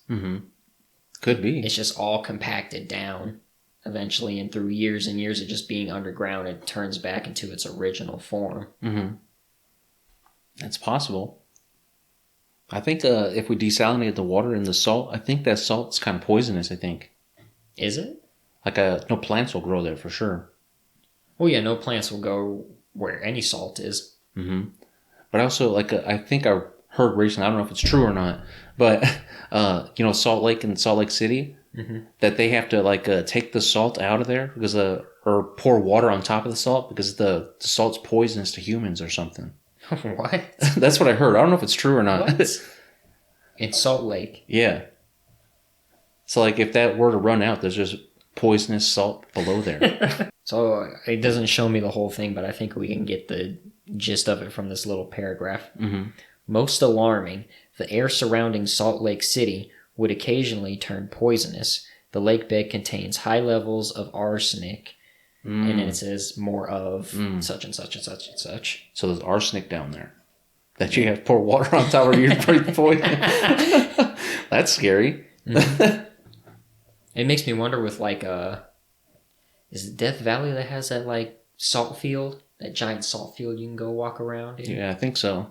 I wonder if it's safe to eat that salt. Because I remember going on a school field trip in like, I want to say like 4th grade or something like that. Mm-hmm. And the lady, she took us out into the field and everything. Mm-hmm. And she was like, okay, now take your finger and, get some salt and eat it. Yeah, I remember I did the same thing. And we were like, yay. Yeah, I think it was like 4th grade. We went on a field trip and like we went to a place and they had like salt rocks. Mm-hmm. And they said, go ahead and lick the rock or whatever. Really? Yeah. It just tasted like salt. Well, yeah. Yeah. I remember that field trip because they let us, play around a little bit too. Mm-hmm. But they say, be careful and all that. I remember falling and like scraping my knee on the salt, mm-hmm. and it burned so bad. I remember my field trip because everybody said I looked like a tourist. Yeah. Because I had the bucket hat with the sunglasses and one of those tubes of cool water around. Oh, man. Crazy times. Good old times. Yeah. In the future with AI or whatever and the Neuralink stuff, mm-hmm. do you think it's going to be crazy or sad or bad like it is now? Like they're going to put your memories behind a paywall?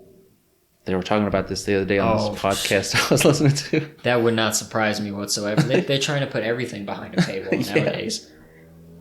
I heard the library is one of the last places you can go to that's free. Free is a stretch of the term. I mean, minus late fees. Well, I mean, taxes as well. Mm-hmm. Taxes go into that. Yeah. And of course taxes get taken out of your mm-hmm. check and everything.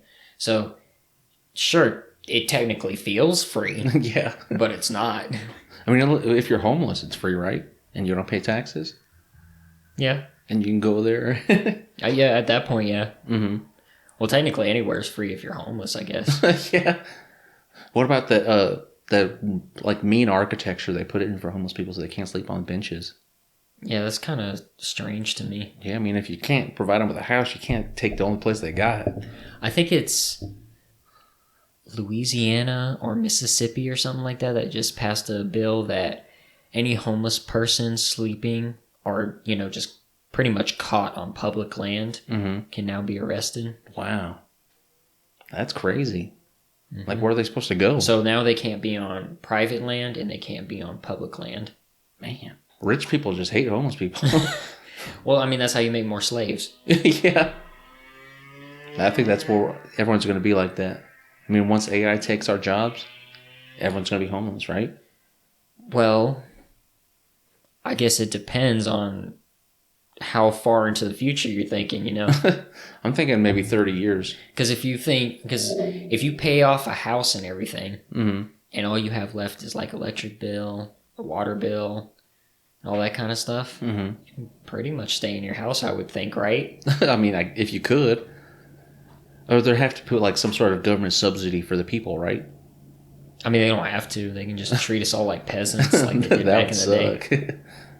I mean, they pretty much do that already. Mm-hmm. Man, I don't see if there's any good possibilities for us in the future.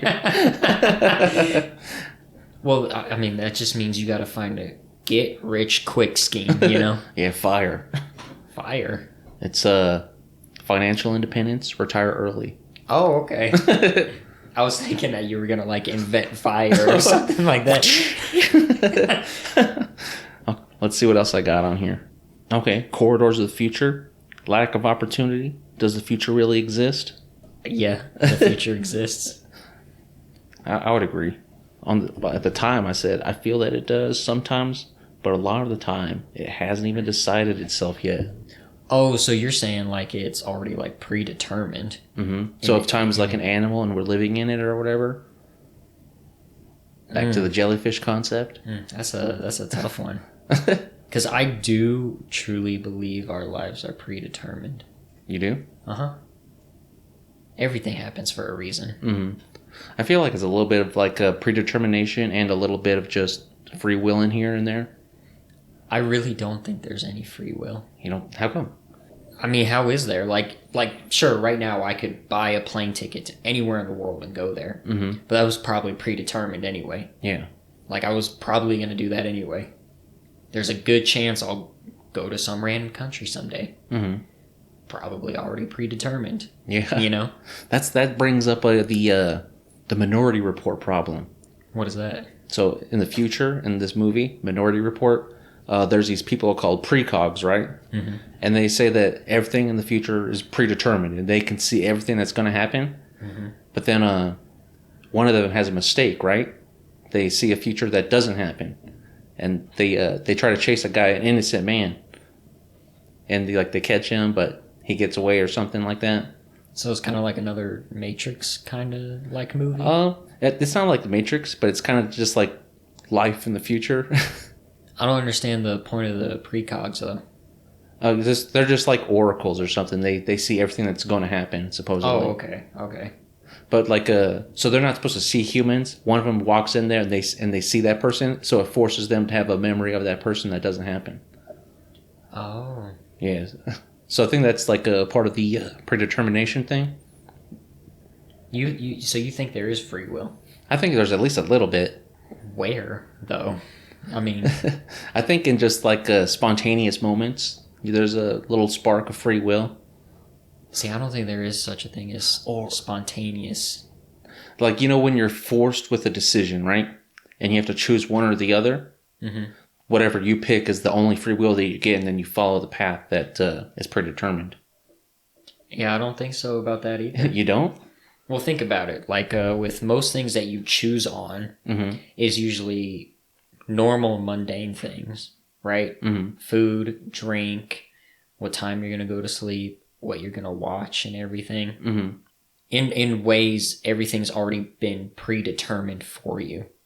So some people like Coke, some people like Pepsi. Mm-hmm. Chances are, if you like Coke, your family drank Coke. Mm-hmm. If you like Pepsi, your family probably drank Pepsi. Mm-hmm. If you are more into sci-fi, chances are your family watched more sci-fi, or at least you did as a kid. Mm-hmm.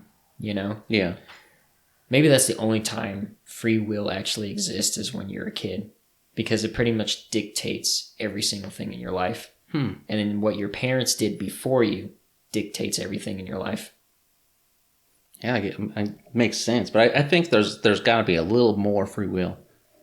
I don't think so. I think you're looking for something that don't exist. So, like, recently, right, I signed up for these college classes, but I've also been doubting that decision. So, like, because I also think I might want to take college classes at a UNLV, right? Mm-hmm. So I've been thinking back and forth, like, which one do I want to do? But so I think that would be my free will, is the decision that I make. You're doing classes at the community college here? Yeah. So my thought process in your thought process of this, hearing it, right? Yeah. Is you're going to go to the community college. Maybe. Because it's what you know. But I might drop it and I might do the UNLV thing. But then it was predetermined in the first place for you to go there. But I think I feel like I made the choice though, right? Yeah, but just because you feel like you did doesn't mean you actually did. You know what I mean? Mm-hmm. So that's the Matrix thing. An algorithm is running our lives. Well, yeah, your own like pre-built algorithm. Mm-hmm. The internal clock or whatever. The jellyfish. Yeah. Let's see what else we got here. There's this book or this movie called Into the Wild. It has this really profound quote. The quote is, "Happiness is only real when shared." I feel that's true. Because like you can have like the best time of your life alone, but if nobody knows about it, it's like if a tree falls in the woods, does anybody hear it? That's a tough one. Like the best moments of your life, they have to be with someone, right?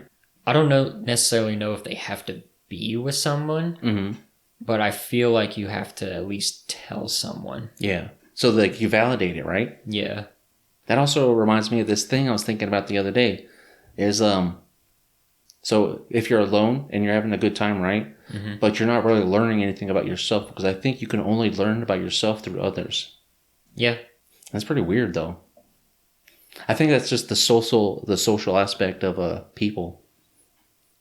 That's why we as humans need to be more social instead of social media. Yeah, actually talking to people and everything. I know. I actually deleted all my social media. Yeah? Mm-hmm. Except for my YouTube, but that doesn't count.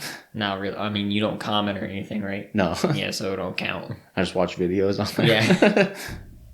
What social media did you have? I had a Twitter. And that was pretty much it? Mm-hmm. Aside from the Facebook you deleted? Mm-hmm. Yeah, it was just too much work, right? Too much work. I feel like it was just a time sink kind of thing. Yeah. Like I would go in there when I was bored, but I think I'm wasting my time. Yeah. That's how I feel when I'm on Reddit. I don't go on Reddit. I would just sit there, scroll, and just be like, what am I doing? Yeah. And plus, I feel like it was getting in the way of like my dreams. Because I didn't start reading it, but I watched some videos on Miyamoto Musashi, the Book of the Five Rings. Mm-hmm. And he was talking about how life is a series of 2 paths, and you have to pick the one that's going to further your dreams. Mm-hmm. So that's why I deleted it. You really think Twitter was blocking you from your dreams that much? I mean, I think just even the slightest bit was a pebble is a boulder. Oh, okay, yeah. I can see that. Mm-hmm. Tripping over all the time. Yeah, I mean, I'll find other ways to find entertainment news. That's all I used it for, pretty much. See what movies were coming out. Well, do you even really need that if you're watching YouTube? I guess not. I mean, I think like I'll just have to follow the studios like A24 or whatever and see what trailers they put out, I guess. Mm-hmm. Or just, check in every once in a while. You ain't even got to subscribe to them. Yeah. Yeah, it feels pretty good, though, not having no social media. See, I wish I could say the same thing. Because really all I have is Reddit. Mm-hmm. And to me, it's social media, but it's not. Because you're anonymous, Yeah. I mean, I go on Reddit from time to time, just like if I have a question. Yeah. That's the only times I really go on there. It's pretty much me too. Mm-hmm. It's like how to fix this, or and they usually have the answer on there. Yeah. Let's see what else I got on here. Okay, chaos in the collective. Oh, so about the eye of the storm. If you're in the center of the storm, all you can see, it's calm in the center, like the eye of the storm, but all you can see is the storm. Mm-hmm. What do you think about that? Have you ever felt that way, I guess? Yeah. You think that's where America is right now? I mean, probably the world as a whole. Yeah. It's just, because right now doing the podcast right now, everything seems calm. Mm-hmm. But if we were to, start scrolling through social media and stuff, there's the storm. It's right there in front of you. It's so weird that the way the storm manifests itself or whatever. Mm-hmm. Because it's like sometimes it's social media and sometimes it's the stupidest mundane problem, and it's just like always there kind of, but never there at the same time. It is weird. A storm can just be something as little as like stubbing your toe or something. Yeah. Well, I mean, even smaller than that, like just thoughts. Oh, I forgot to get this thing at the store. Mm-hmm. Just something as little as that. Yeah. You could literally just drive back to the store and get it. Mm-hmm. But you don't want to. Yeah. Or even smaller than that. Like after you paid for your stuff in the store and you get in your car, oh crap, and you have to open your wallet again to make sure your card's in. Yeah, the storm is crazy. The storm could be like so small, so big, but it all feels the same. Mm-hmm. Oh, it's that Buddhist quote. I can't remember what it is. So basically, all life is suffering, right? So in Siddhartha or whatever, he lived in this big mansion and he had everything he ever wanted. But then he became a homeless person and saw the people on the street. Mm-hmm. But both their sufferings are the same to them. Oh, it's different, like things going on, but it's the same level of okay, yeah. So that's the storm. The storm is suffering or something. So wouldn't it always just be better to stay in the middle? Yeah, I mean, I guess, right? That's what one would think. And I think that's what Buddhism teaches or something. That life is suffering, but that you can find a way to suffer less.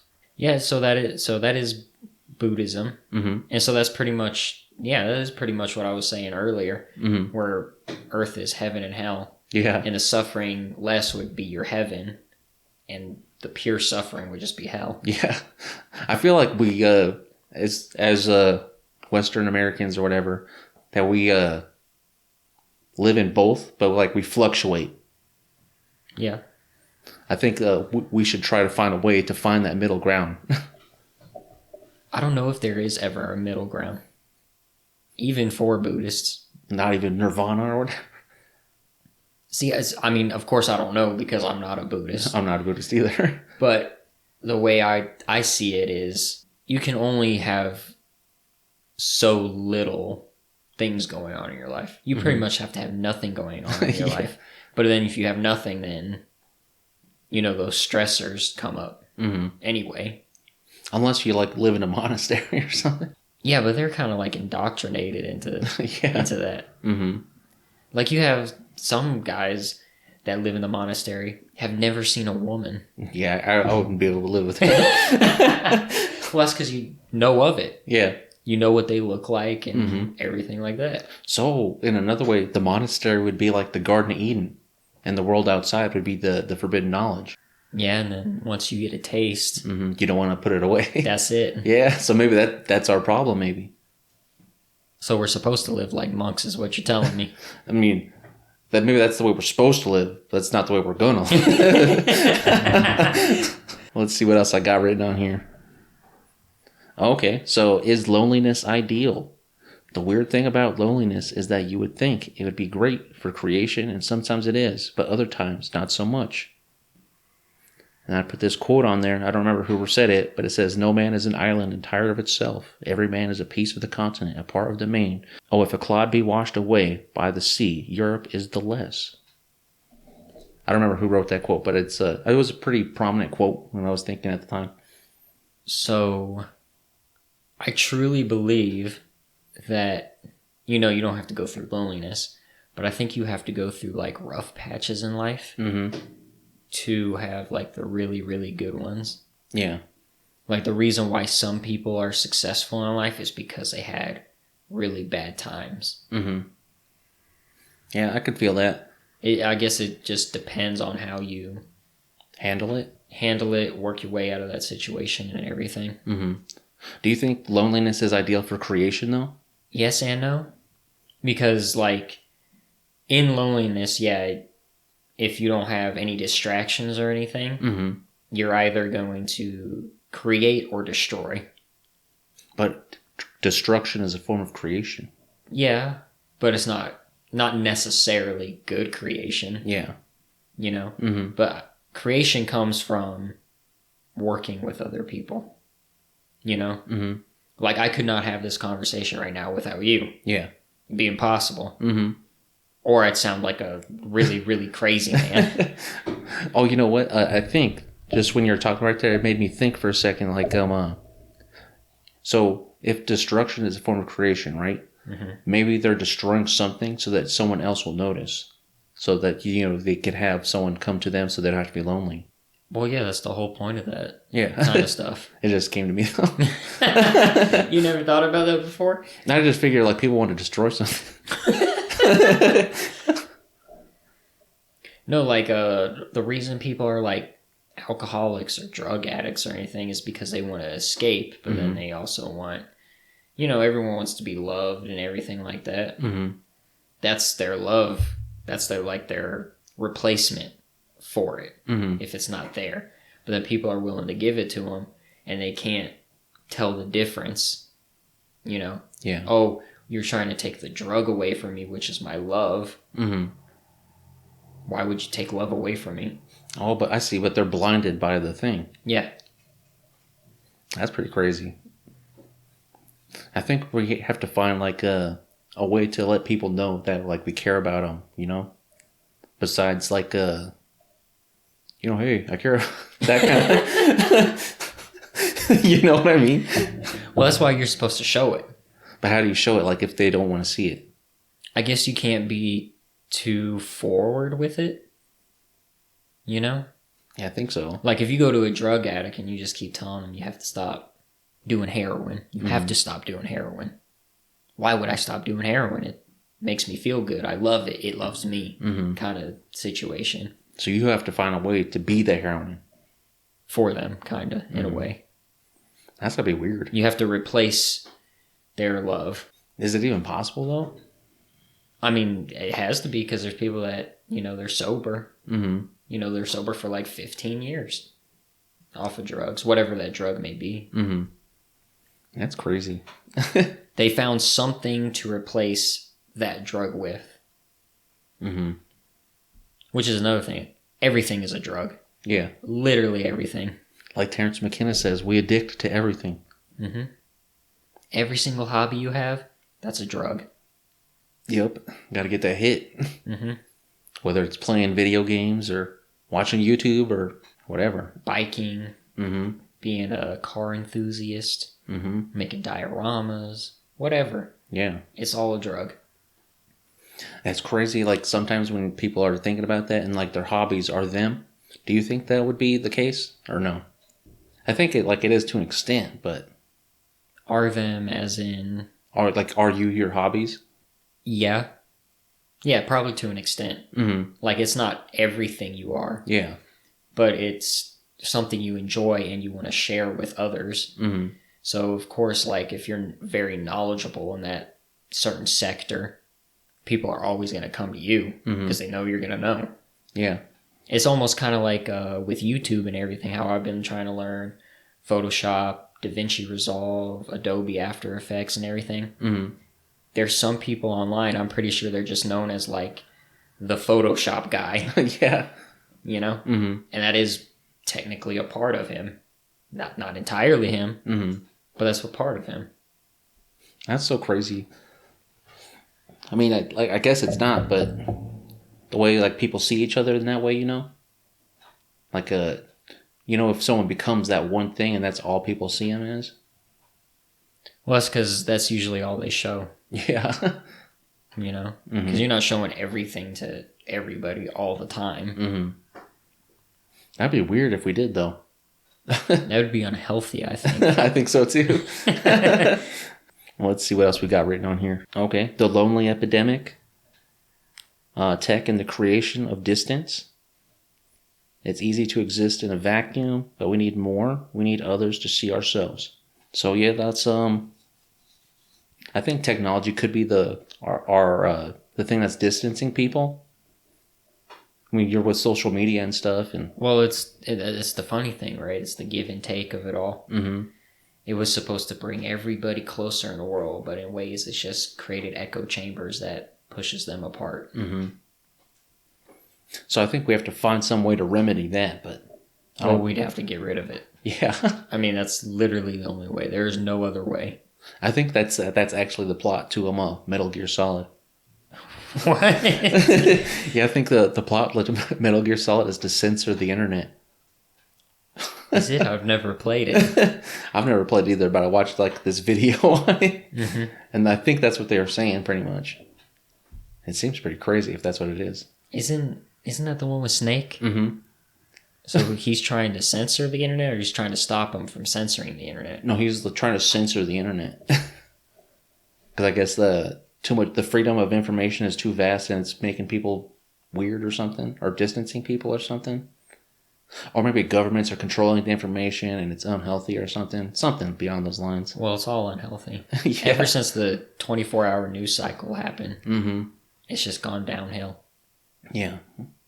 I watched this documentary the other day called This Place Rules. And it was about the 24-hour news cycle and how it's unhealthy and it's putting people in echo chambers and radicalizing people. Whenever I think about the 24-hour news cycle, I don't remember her name. But there was a news anchor, and she killed herself on live TV. Wow. And everything because she was seeing how the news and the media and the way it was going was affecting people and everything. And if I remember right, they found like a note or something where she writes down why she killed herself and everything, and it was apparently to hopefully stop the 24-hour news cycle and everything. Dang. So I guess she was hoping that her killing herself would be like, hey, well, we gotta slow down on this. But of course it didn't. Yeah. Gotta make that money. Yeah. I don't like the 24-hour news cycle. I think it's bad. It's all bad. I think, have you seen that weird conspiratorial video where it's 1,000 different news channels and they're all saying the same exact thing? Yeah, I have seen that. Yeah. Yeah, I don't know. Do you think that, I think, to an extent that all the, at least all the right ones and left ones are all controlled by the same people and they spew the same information out? Yeah. Well, that's how they keep us fighting each other, you know, instead of fighting them. Yeah. Because they would lose. There's too many of us. I mean, but to them, like, you know, they'd have like drones and bombs and tanks, and we'd have sticks and stones. Well, see, that's the thing. That's what would probably happen is they would just mow us down. Take all the military people and say, like, hey, if you're on our side, we'll just give you $5 million. You never have to work again. And they're like, well, what do I got to do? Oh, just, you see all those people out there? Just hit them with a few bombs or something. I don't know. Jeez. That's scary. But then the thing what would happen is they would just turn into slaves because now there's not enough people to run everything. Mm-hmm. And the whole moral question comes into it. I know some of them would have to have morals, but I think probably a lot of them probably wouldn't when it comes to money, you know. Here's the thing with people in the military and everything. I think that's the craziest thing you can do is go into the military for a country that does not care about you at all. And to go kill strangers. Yeah, people that done nothing to you. Mm-hmm. Sure, they quote unquote did something to your country. Yeah. But you are not your country. Yeah. That's crazy. I don't think I could ever join the military. Like, for me, the only time you should go to war for your land is if it's like literally your land, you live on it and everything, and somebody's trying to take it from you. Mm-hmm. That's the only reason. Otherwise, it's just all pettiness. Mm-hmm. I do think that we need to revert to like a frontier kind of country kind of thing. I don't think it'll ever happen, though. I don't think so either, but it'd be awesome. Everything's too corporatized. You think it'd be awesome. No, it would be awesome. What would make it awesome? You know, living in a tight-knit community with your family and your best friends and getting by. Yeah, until some other family with their friends takes our land. Yeah. No, but that's why we'd be armed. You know, we got to defend our land. Have you ever shot a gun? I've never shot a gun. Have you? Yeah. Is it cool? I mean... What kind of gun did you shoot?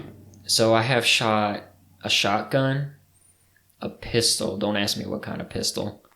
One of the old 6-shooters. Mm-hmm. I've shot one of those.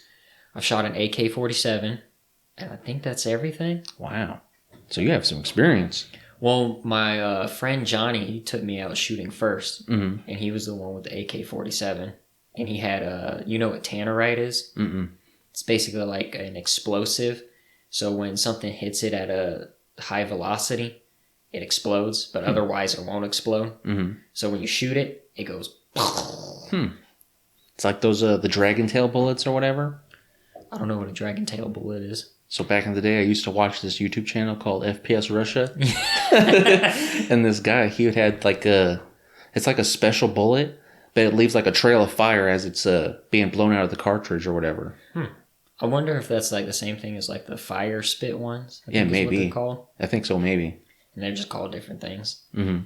But no, like the tannerite, he would put in, I think he put it in like a water bottle, if I remember right. Mm-hmm. And I think it's a mixture of two things. Mm-hmm. And it's called tannerite as a mixture. And so, you know, he mixed it up in the bottle, and we're out in the shooting range. Mm-hmm. And he sets it, I don't know, 50 feet away or something like that. Mm-hmm.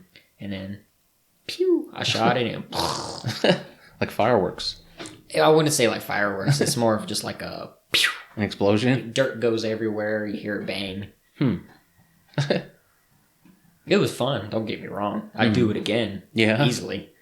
So do you think we could defend a homestead if we had to? I mean, there's a lot of variables, you know. Yeah. Who's attacking? How many are there? You know. So if it was like your family and my family, maybe a couple of the strangers with us. Strangers? Why are we having strangers with us? I mean, like, you know, strangers to me and strangers to you. Like, like my family's friends and your family's friends. Oh, okay. Yeah. And like, so maybe 50, 70 people all in one big old lot of land, and we're all working and tilling the land, and we all have some minor gun experience. That's like a small militia. Yeah, but what if a small army comes our way? So the government's still a thing in this world?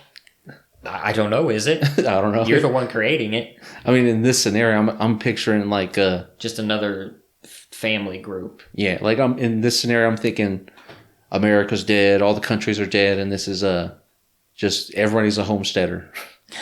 It's like Mad Max, but without the crazy. I mean, like I said, it just depends on the variable. Like if we got 70 people, but the other side's got 100, then we're out. Not necessarily. Unless we're all good. Because, if we're all decent with guns and everything and they're not, there's more of a chance we win. But if they're all decent with guns, most likely we lose. Like the only advantage we have is we know our own land. Yeah. And they don't. So we have to put traps and stuff around. You would have to put traps. If it was me, I'd start building an underground bunker. Yeah. So if I gotta hide. We'd have to have like a huge bunker. It'd have to be gigantic for 70 people. Yeah. I mean, it could probably be less, but I think that's a pretty good size. That's a lot of people. Yeah. Like thinking about it, it's not a lot of people, but when you see 70 people, that's a lot of people. Yeah. I think it would be a good experience, though. And then you also have to think there's some people, probably in your family and mine, that wouldn't be able to do anything if people attacked. Yeah. So, yeah, we might have 70 people, but only 55 can do something. Like, actually contribute. Yeah. Because, like, my son, he's 1 year old. He can't do nothing. I don't see him throwing a grenade anytime soon. Yeah. What if he could, though? Somebody needs to make that a movie. A 1 year old with a grenade? I can see it. It's like Air Bud. Except a child with a grenade. Yeah. He's not playing basketball. He's playing horseshoes and hand grenades. So here's this other thing I was thinking about recently. So you know how nobody knows what like the consciousness is? Or like what the soul is? Right. So what if I've been thinking maybe the consciousness is the soul. Because like all animals and all people have it, right? Well, are animals conscious? Yeah, I think so. So you think all they think about all day long is gotta find food, gotta find food, gotta find food. Maybe. Or mating or whatever animals think about. I don't know. I don't think so. You don't think they're conscious? I mean, if they are, it's a waste of consciousness. How's it a waste? They're not doing anything. I mean, they're doing what they do. Yeah, I mean, yeah, they're doing what they do. Like, I'm not trying to say everything that, like, because bees are very important to our survival and everything, right? But I mean, if all they're thinking about is like, gotta get pollen, gotta move that pollen, gotta go make some honey. What if they're having like super deep, profound thoughts? I mean, for all we know, they very well could be. Yeah. I mean, that could be going back to the whole reincarnation thing where maybe you do get reincarnated into an animal, and that's where you have your most profound thoughts. And then when you come back as a human, if you ever do, maybe those thoughts follow, but you have to, like, remember those thoughts. So I'm thinking, like, what if animals are just thinking about, like, their life, their circles, they got to maintain them, and... Well, I mean, that's what we do. Yeah, I mean, we maintain it for them, but... But we also, have art and yeah, all that kind of stuff. Maybe just for an animal, life itself is art. I mean, you very much well could be right. But I don't know either. That's a good idea, though. I've never been an animal as far as I know. Well, technically humans are animals, but I've never been like an animal. Or maybe like, so have you ever heard of like transcendental meditation? No. So like, there's this idea that there's like the original consciousness or whatever, and you can expand your consciousness by going deep into yourself, your transcendental self or whatever, and you take some of that consciousness to expand your own. I do know of like breathing exercises that can lead you to like hallucinate and stuff like that, like as if you took like shrooms or LSD or something like that. I know that, but I've never heard of. I think it's just like you make a mantra and just, I think the mantra has to have no meaning or something.